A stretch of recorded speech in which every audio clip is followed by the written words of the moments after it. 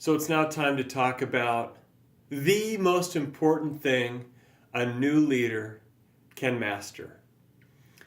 As I look back at the many successful people that there have been at Ensign, it's really almost impossible to pinpoint specific traits or attributes or backgrounds that they had that were in common.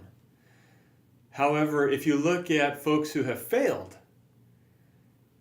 there is something that is not common for everybody, but largely in common, particularly with my own experience and that I've seen common in colleagues and friends and peers throughout the years. And that is what we're going to talk about today. It's something that I call the leading cause of death of new leaders. And the leading cause of death of new leaders is something called monkeys. That's right. Monkeys. They look innocent, right? They look cuddly. They even want to, they're deceptive.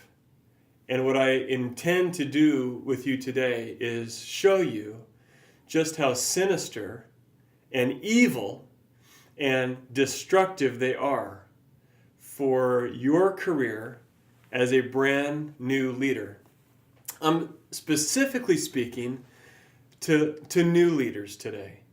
Although from time to time, older, more experienced leaders get stuck in the same ruts and vicious cycles of collecting way too many monkeys for your own professional health. So nevertheless, I'm going to be talking to the new DON, the new AIT, the new market leader, clinic manager, agency leader, whatever you may be. But there's something about being a new leader that makes you particularly susceptible to monkeys. And we're going to get into all of that today. To begin though, so it's not confusing, let me define for you what a monkey is. That's a monkey. But our working definition of a monkey is going to be this. And I hope you take some notes and I hope you write down a couple things. The definition of monkeys is one that I think you ought to write down, which is, a monkey is whatever the next move is after dialogue between two parties ends. Got it? All right, what is it? Don't look. You got it? All right, so write it down again. A monkey is whatever the next move is after dialogue between two parties ends. The next move. So for every monkey, there's someone to work it and someone to supervise it.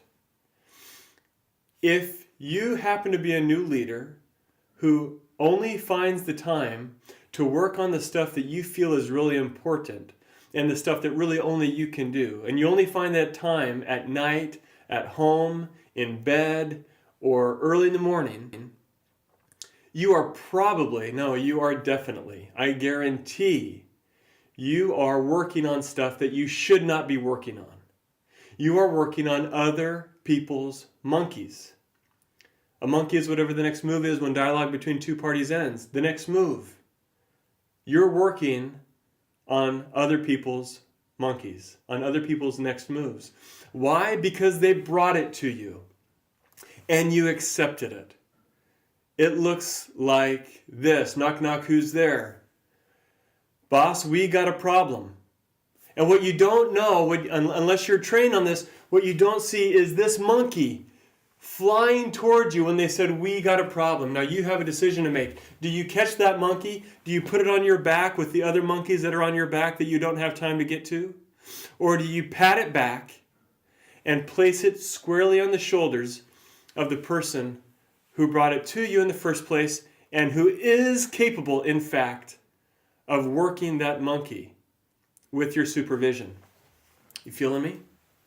So a monkey is whatever the next move is when dialogue between two parties ends. The reason that monkeys then becomes the leading cause of death in new leaders is because as new leaders, we take on monkeys. There's an upward gravitational pull, especially for new leaders, as department heads, as subordinates, whatever we want to call them, test the waters. They test out this new leader. They see, is he or she going to be the bottleneck? Does everything have to go through the leader? Or can I do things myself? Can I get that leader to do everything for me? A key phrase that you need to listen to is, how's it coming? Because the person who asks the question, how's it coming, is the person that's supervising the monkey. All too often, as the new leader of your department, your company, your organization, your facility, your agency, whatever you're the leader of, all too often, our subordinates are the ones that are asking us the question, how's it coming? Can you think of a time where you have had to return and report to your subordinate on the progress that you're making on the work that you're doing on their behalf? What I'm telling you is 9 times out of 10, that work that you're doing is work that they should be and could be doing if you would just pull yourself out of the bottleneck. So why is that?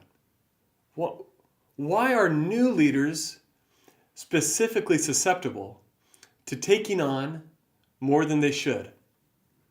There's really 2 things that I've seen in my life and in the lives of hundreds of others that causes this. It's a combination of 2 things. One is there's this credibility gap that you feel as a new leader, and it's something that we should put on the table right in front of us right now and really call a spade and recognize what it is. You are expected as a brand new leader to be responsible for, to have knowledge of, to have insights in way more than you do. Right? It's okay. You can do it. You've been hired to do it. We have faith that you can. But you have to realize that all those people that are looking up to you now, that you're leading, they know their job is better than you do. You subconsciously probably know that.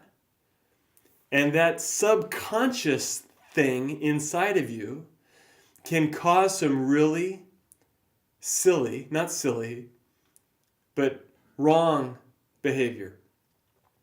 Because you feel this credibility gap. It's the gap between what's expected of you and your current knowledge. So how do you overcome that gap? How do you bridge that gap? You bridge that gap by looking for monkeys, for looking for opportunities to prove that you're credible. The credibility gap. So you're going to prove that you're credible by ordering the stools for the nurse's station, by evaluating two or three different medical supply vendors. Things that your department heads can and should do. But you're going to do those things yourself. If Mrs. Jones wants to talk to you because she lost her sweater again, look, I'm not saying you never do anything.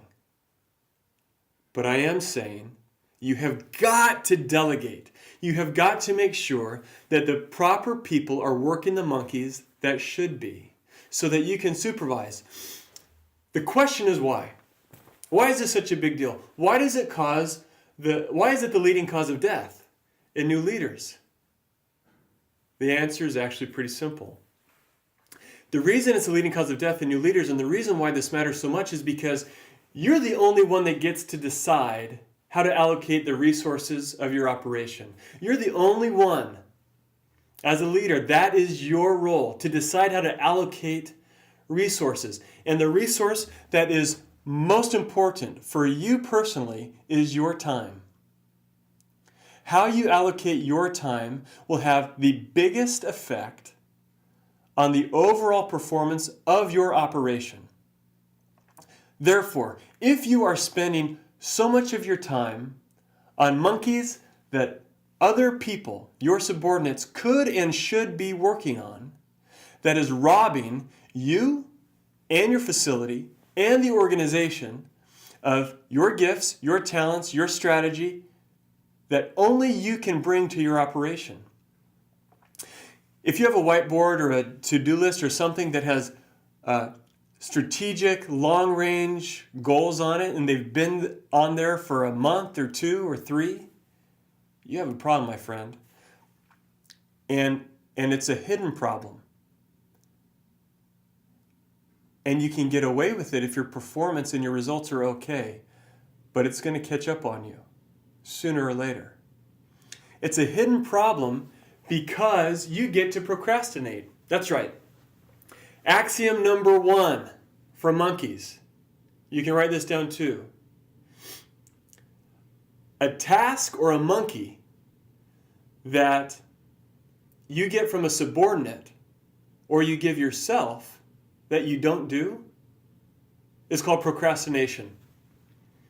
A task or a monkey that you get from your boss that you don't do is called insubordination. Super important perspective to have for all of your monkeys. Why? Because if you have stuff that needs to get done that hasn't gotten done for a long time, assign it out to a subordinate. That way it becomes insubordinationable, if that's a word. And guess what? It's going to get done. Because if they don't do it, it's insubordination. You have a license as a leader to procrastinate all you want.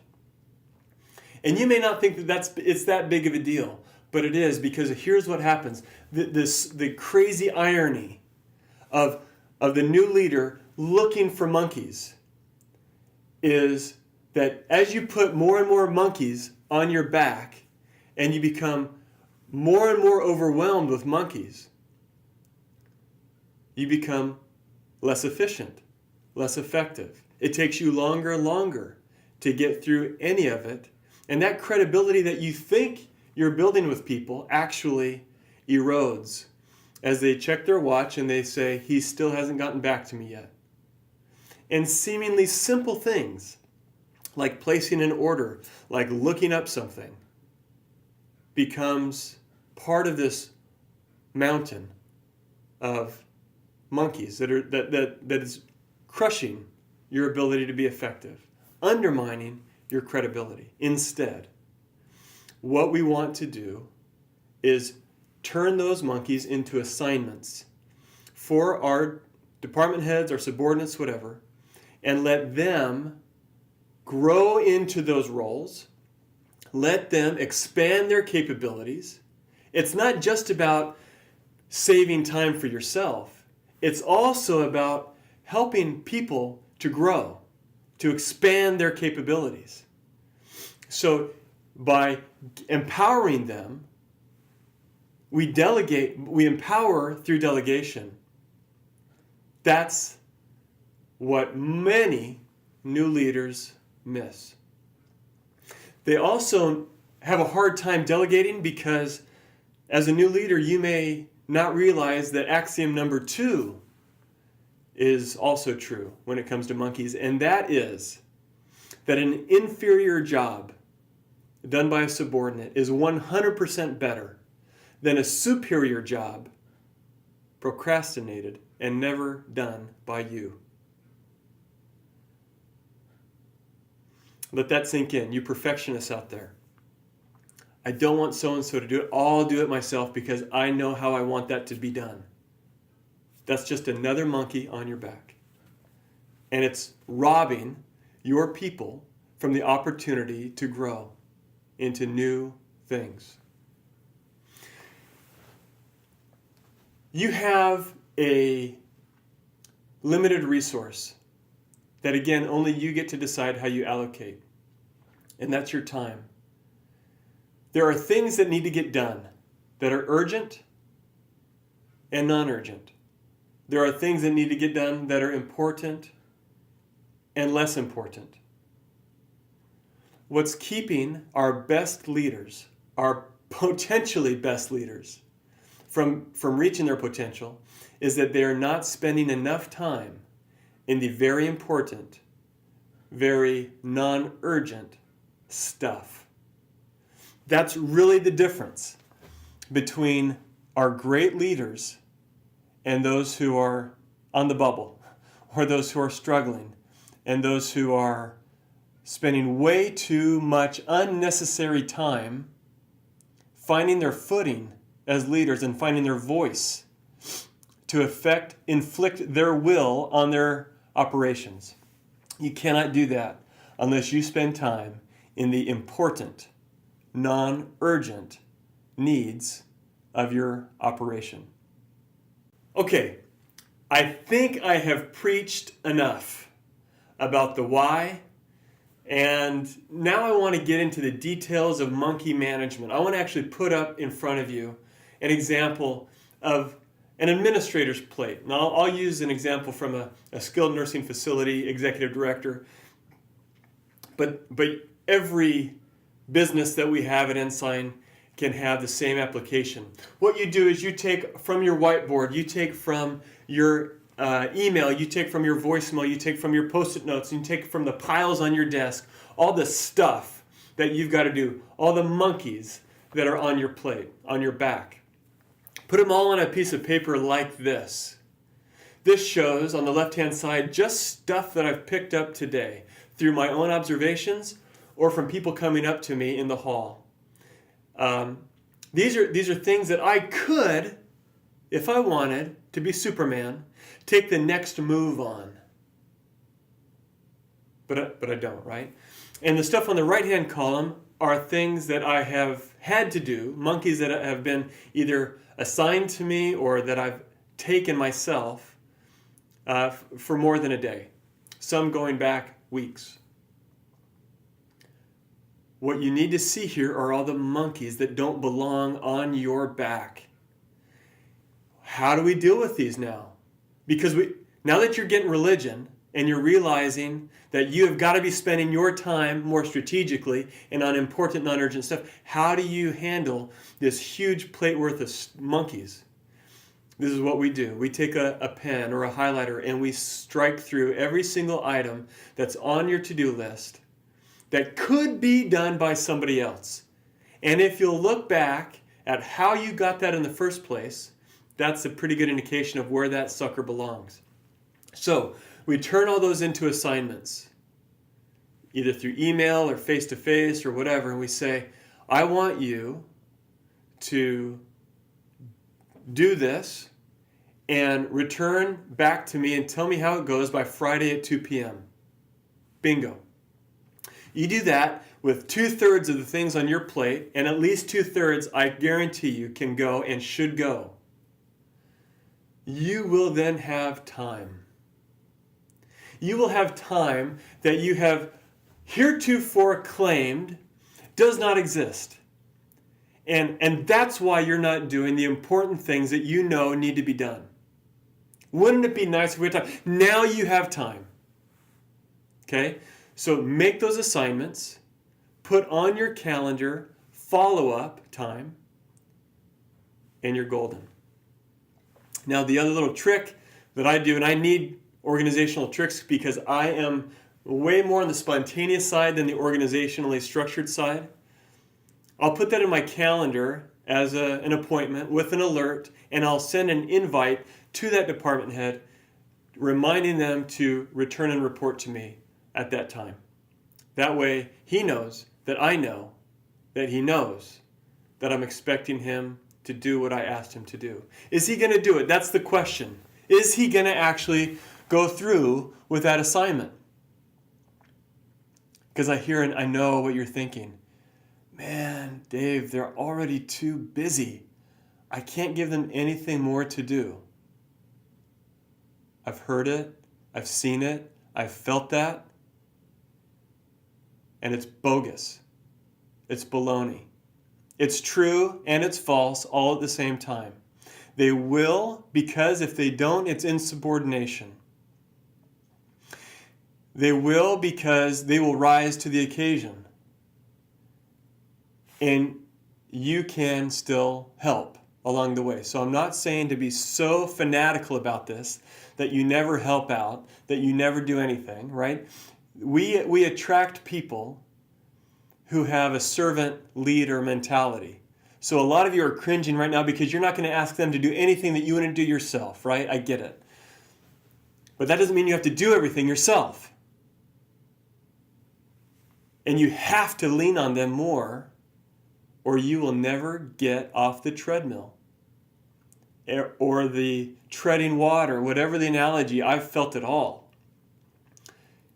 And I feel religious about this because it is light bulb going off. It is a revelation when you make those assignments, you see your staff step up, and you then are able to step back, look at your plate, and have time to now inflict your genius, your strategic will upon your operation and do those things that have been keeping you from becoming good or keeping you from becoming great.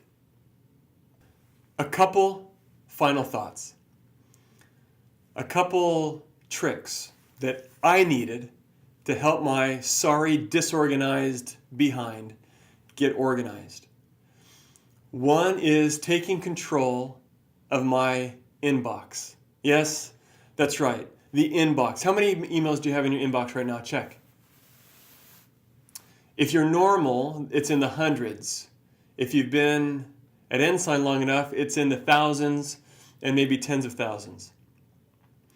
What a friend of mine, John Albrechtsen, told me to do was to delete them all and only keep in your inbox the things that you have to reply to.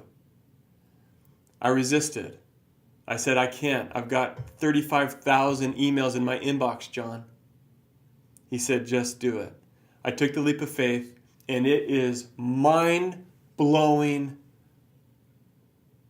liberating to have 5 or 10 emails in my inbox. Only those things, again, that require my response. Everything else gets deleted, and I never empty my deleted folder. So I'll always have that archive there, but visually, knowing what needs my response, my next move. A monkey is whatever the next move in when dialogue between two parties ends. So that's a dialogue. Do I have a next move? Yes, I do. So it's still in my inbox. And as soon as I reply, I delete it. That's a tip. Free of charge. No, not charging you anything extra for that tip. The second tip to own your monkeys better is getting rid of your to-do list. And the way I got rid of my to-do list is I just changed my to-do list for my calendars. See, what happened was anytime I had appointments, I would honor those appointments. I would make time for those appointments. So my tasks, my monkeys, would simply get put off a day, another day, a week, and then we're talking months. Instead, I took those monkeys and I put them on my calendar as appointments. So I had an appointment tomorrow at 2 p.m. with my monkey. Now the difference, though, is that this monkey is one I gave myself. This is something that's strategic. This is non-urgent, but important. So I'm making an appointment for me. That morning, department head says, Dave, can we talk today at 2 o'clock? I look at my calendar. No, I've got an appointment at 2. How about 3? They say, sure. 2 o'clock comes. I close my door. I have an appointment with my monkey, which might be putting together a strategic marketing plan, which might be revamping our website, which might be calling 5 doctors that I've never reached out to finally, which might be retooling our orientation program, which might be coming up with a new employee recognition program, which might be retooling our QA program. All very important things that get pushed off because of other more urgent and I would say less important things, at least things that can be and should be done by other people. So you turn your monkey into an appointment that you honor. All right, last thought. We use the book Good to Great a lot in this company. And it's got great principles that have really made their way in, like rinse your cottage cheese, like first to then what, like the flywheel, etc. One principle needs more recognition, and we need to talk about more. And that's found on page 139 of Good to Great. Check it out. Do you have a stop doing list? Most of us lead busy but undisciplined lives. We have ever-expanding to-do lists, trying to build momentum by doing, and doing more, and it rarely works. Those who built the Good to Great companies, however, made as much use of stop doing lists as to-do lists. They displayed a remarkable discipline to unplug all sorts of extraneous junk. I'll end where I started. It's really hard to pinpoint what makes somebody successful. Too many different types of people have been wildly successful here to build a profile of the successful leader at Ensign.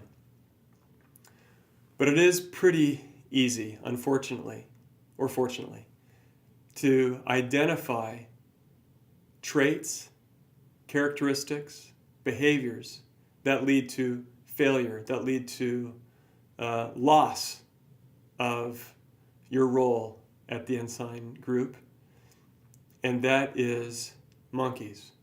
Whether it is your servant leader heart, whether it's your insecurity from this new leader credibility gap, whatever it is, you have got to take ownership of the monkeys before they take ownership of you. See, the monkeys won't end. They won't stop until they've not only ruined your career, but they've ruined your personal life as well. And yes, I'm being dramatic, but think about it. How many times have you been home with your loved ones, maybe even in bed with your spouse, and instead of paying them attention, you open up your laptop and you start playing with your monkeys? Finally, the monkeys that you want to work with, the ones you finally are having time to work with. They will not stop until they have interfered with your effectiveness at work and at home. Now you know what they look like. You know where they come from. You know where they belong. You know how to keep them where they belong. And I'm positive that if you